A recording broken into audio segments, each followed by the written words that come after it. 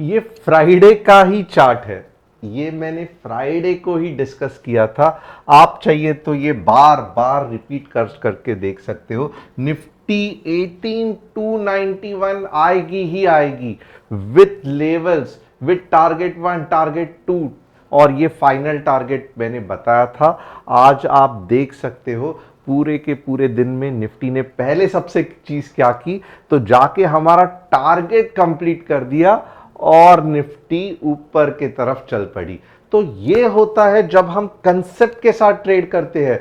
ये ट्रेड का कंसेप्ट में मैंने कम से कम 15 या 20 मिनट घलाए रहेंगे। आपको चाहिए तो वो वीडियो आप बार बार रिपीट करके देखो, क्योंकि मार्केट में हमेशा कहता हूं ऐसे ही नहीं चलता। ये डाउन मूव के लिए भी कुछ कंसेप्ट है, ये अप मूव के लिए भी कोई कंसेप्ट है।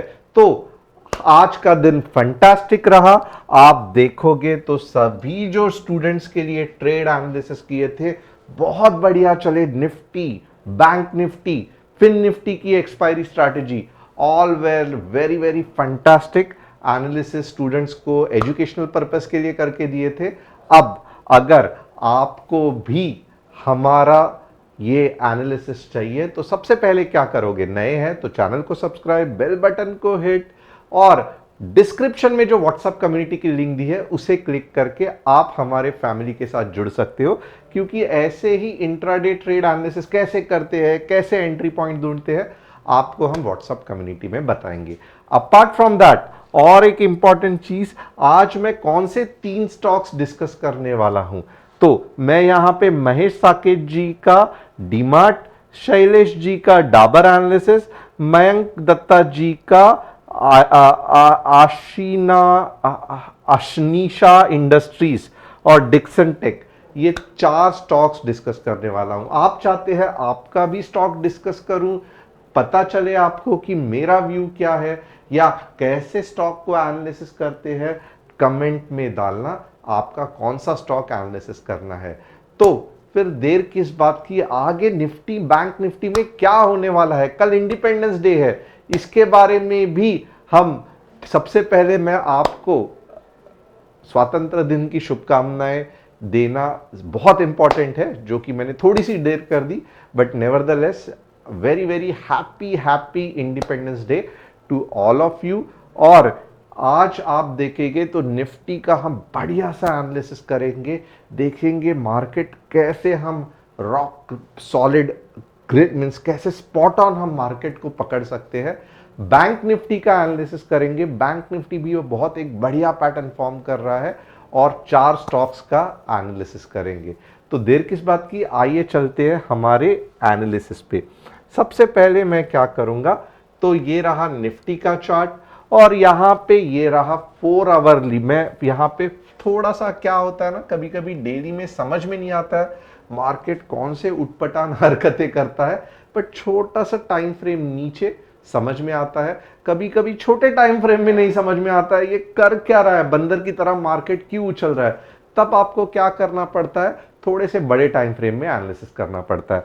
तो यहां पे आप देखोगे ना, क्यों मैंने 4 आवरली में किया, तो क्योंकि डेली में समझना थोड़ा सा मार्केट को दिक्कत हो रहा था। ग्रीन कैंडल तो दिख रही है, बट क्या ये सच में ग्रीन है, सच में मार्केट ऊपर जाने वाला है। अभी इसको देख को तो लोग कहेंगे कि यार अभी बुधवार को तो शुगर शॉट मार्केट ऊपर जाने वाला है, क्या यही सीन है, नहीं है, हम 4 आवरली में देखेंगे। तो चलो पहले इसको 4 आवरली करते हैं। ओके, अब यहां पे कंसेप्ट क्या है आप देख लेना। सबसे पहले यहां पे इतनी बड़ी स्पाइक क्यों आई, वेरी इंपॉर्टेंट राइट, ये स्पाइक आई क्यों। तो बहुत सिंपल है, जैसे मैंने लास्ट टाइम भी बताया था, ये जोन में कुछ पावरफुल बायर्स बैठे हैं। ओके, और जैसे ही मार्केट यहां पे आता है ये फटाक करके बाइंग करना चालू कर देते हैं। So this was very very good. अब एक है ना, आपको पता कैसे चलेगा कि ये बायर्स अब के बाद बहुत तेजी से बाइंग कर रहे हैं।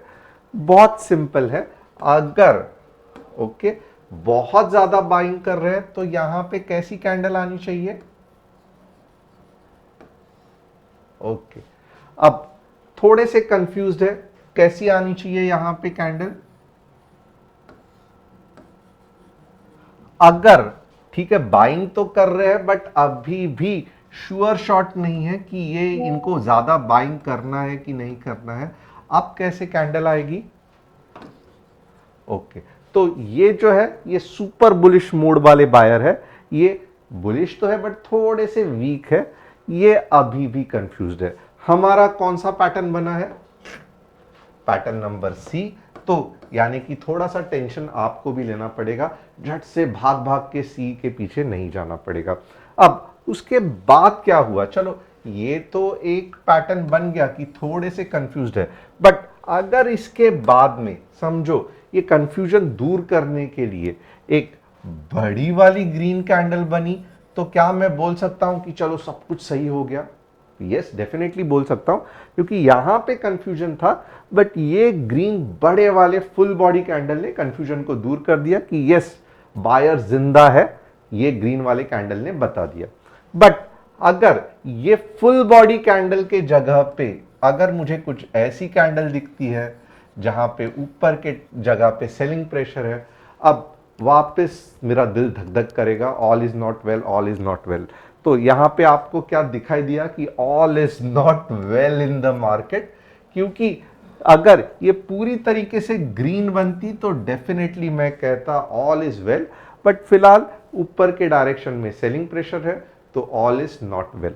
तो इतना तो मुझे पता चला कि बुलिश बाइंग प्रेशर क्यों आया, यहां पे बहुत पावरफुल बायर्स थे।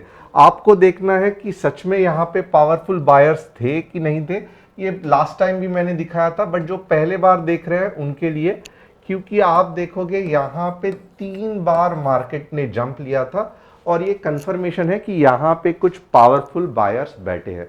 ये बायर्स खत्म हो गए कैसे समझेगा, बहुत सिंपल है, जब मार्केट पूरी की पूरी ऐसी कैंडल बनाएगा तब मुझे पता चलेगा कि यस अब ये बायर्स खत्म हो गए हैं। और जैसे जैसे आप देखोगे बीच में किधर भी एक लेवल है, यहां पे 19,200 की लेवल है क्योंकि यहां पे गैप है, बट मोर और लेस फिर मार्केट टटंग टटंग टटंग करके 18,943 पे गिरना चालू हो जाएगा। बट अब वो कंडीशन नहीं है, मैं नहीं बोल रहा हूं, ध्यान रखो, जब मुझे कुछ ऐसी कैंडल दिखेगी मुझे पता चलेगा बायर सब मर गए हैं, भाग गए हैं छोड़ के, तब बहुत ज्यादा चांसेस है कि मार्केट 19 के तक आएगा। फिलहाल के लिए वैसी सिचुएशन नहीं है, कुछ भी हमें कंफर्मेशन नहीं मिला है। मार्केट का रुझान या मार्केट का मोड अभी भी ऊपर के तरफ है, बट भले ऊपर के तरफ है पर मार्केट में स्ट्रेंथ कम है। जो यहां पे स्ट्रेंथ थी वो मार्केट में मुझे अब के बाद स्ट्रेंथ नहीं दिख रही है। तो इतना तो पता चला कि ऊपर के डायरेक्शन में है बट स्ट्रेंथ कम है। अब ये टेस्ट कैसे होगा कि ये स्ट्रेंथ सच में है, कहां से मार्केट घूमेगा, चलो इसका भी सॉल्यूशन देख लेते हैं। हम आवरली चार्ट करेंगे मार्केट को। अब यहां पे एक चीज है ना, बाकी के कोई भी यूट्यूब चैनल के कंपैरिजन में आप थोड़ा सा मुझे बता दो कि क्या मैं आपको लॉजिक वाइज कुछ क्लियर कर पा रहा हूं कि नहीं कर पा रहा हूं कि मार्केट कैसे चल रहा है, मार्केट का लॉजिक क्या है, मार्केट का अगला स्टेप ये क्यों होगा। अगर यस इट्स लॉजिकल, अभी तक आपको पूरी की पूरी स्टोरी समझ में आ रही है, तो एक बार अगर आप कमेंट कर दोगे ना इट्स लॉजिकल, तो दिल बहुत खुश हो जाएगा कि यस जो भी मैं कुछ सिखा रहा हूं आपके पल्ले में पड़ रहा है। और हैप्पी इंडिपेंडेंस डे मुझे विश करने के लिए तो मैं कहूंगा भी नहीं, मैं अज्यूम कर रहा हूं कि आपने ऑलरेडी टाइप करके खत्म हो गया है, अब ये आप सेकेंड बार टाइप कर रहे हो कि ये समझ में आ रहा है। अब मार्केट का स्ट्रेंथ या मार्केट का टेस्ट कैसे करेंगे कि ये जो ऊपर का डायरेक्शन है ये कहां तक जाएगा, बहुत सिंपल है, बहुत सिंपल है। यहां पे आप देखोगे ना, this is the point where market की अग्नि परीक्षा है। कौन सा है ये पॉइंट, 19,500। अब वेरी हाई चांसेस, और आप देखोगे एक्चुअली ऐसा हुआ है, वेरी वेरी हाई चांसेस कि अगर 19,500 के ऊपर मार्केट ने ऐसा कुछ सस्टेन कर लिया वेडनेसडे को, तो मार्केट 19,600 से लेके 19,600 से लेके 19,650 तक ही जाके वापस रुकेगा। ओके, ये चांसेस बहुत कम है, बट एक याद रखो 19,500 के पास इस तरीके से ग्रीन कैंडल दिखी तो दिमाग में जंप मारना बंदर की तरह, क्योंकि आपके 100 पॉइंट अगले बन गए। और ठीक है, ये थोड़ा सा रिट्रेस होगा, वापस इधर करेगा, फिर ऊपर जाएगा, बट आपके 100-150 पॉइंट तो बन जाएंगे, ये कंफर्म रहना। सिर्फ एंट्री कहां पे लेना है वो आपको दिक्कत रहेगी। तो ये मुझे पता चला कि ये मार्केट स्ट्रेंथ है। कैसा पता चलेगा? जब 19,500 के ऊपर जाएगा। इस तरीके से क्लियर हो गया पूरा। बाद में का बाद में देखेंगे, ऐसा हो सकता है यहां से इधर भी गिर सकता है, यहां से ऊपर भी जा सकता है, हमें ज्यादा सर नहीं फोड़ना है। 19,500 के बाद लेवल है 19,600 से लेके 19,650, ऊपर का पूरा मुझे क्लियर हो गया। बट ऊपर जाने के चांसेस मेरे हिसाब से 35% है। ओके, 35% ही है, और 50% चांसेस है, 50 to 60% नीचे जाने के। क्यों ऐसे मैं कह रहा हूं, क्यों मुझे लगता है कि मार्केट नीचे जाने के चांसेस ज्यादा है? अब यहां से आप देखोगे ना, बॉल बाउंसिंग कंसेप्ट जैसी कोई अच्छी कंसेप्ट नहीं है। अब यहां पे देखो, एक ये वाला पॉइंट, ये वाला हाई, अब ये वाला लगभग मार्केट ने हाई बना चुका है। इसका मतलब क्या है? तो आप कैसे ट्रेड करोगे? वेडनेसडे को याद रखना, अगर 15 मिनट्स कैंडल क्लोजिंग, ये अभी इंपॉर्टेंट है, आपकी अगर बुक बनाई रहेगी तो उसमें लिख के लेना, 15 minutes candle closing on Wednesday, something like this. Okay, something कुछ इस तरीके से, ये आवरली चार्ट है बट 15 मिनट्स में कुछ इस तरीके से 29,390 या 80 के आसपास कुछ इस तरीके से कैंडल बनती है। आप क्या करोगे? आप अपना स्टॉप लॉस रखोगे 19,470 का, क्योंकि ये आवरली चार्ट है। ओके, यही मेन हाई है, बीच में रखोगे फंस जाओगे, तो कुछ कर नहीं सकते। यही आपका आवरली चार्ट में स्टॉप लॉस है 19,470, या मैं कहूंगा 475 भी। और आपका पहला टारगेट क्या रहेगा? 19,342। दूसरा टारगेट क्या रहेगा? 19,290। और आप हैरान हो जाओगे अब के बार जब मार्केट जाएगा, क्योंकि ये सभी बायर्स खत्म हो चुके हैं, यहां पे आप हैरान हो जाओगे 19,200 भी आएगा, और अगर सब सही रहा तो 19,100 भी आएगा। तो ये मेजॉरिटी गेम प्लान हो सकता है मार्केट को वेडनेसडे या थर्सडे को ऊपर के डायरेक्शन में, मैक्सिमम 19,500।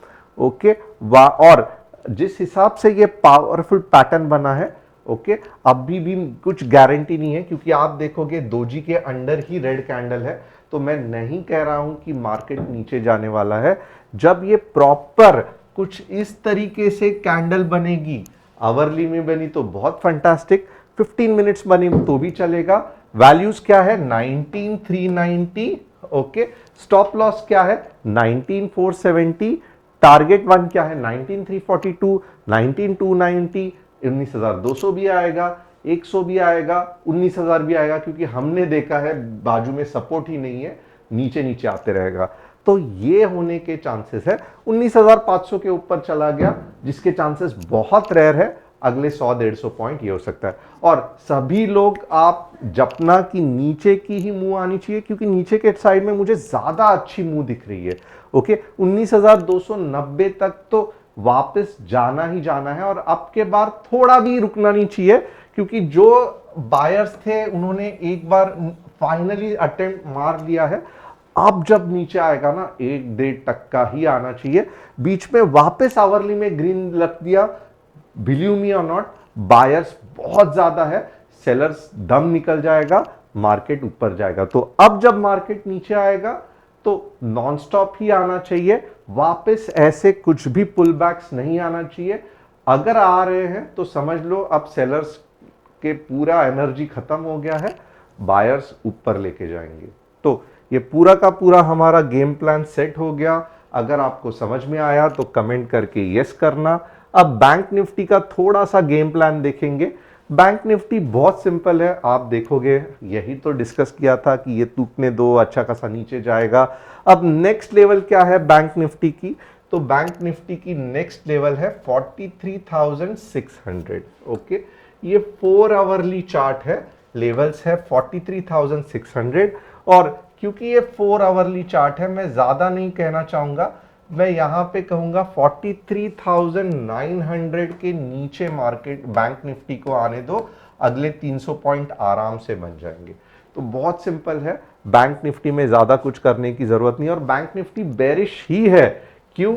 आप ये देख सकते हो मूव, आप ये देख सकते हो, इसके हिसाब से एक छोटी सी ग्रीन कैंडल बनना कौन सी बड़ी बात है।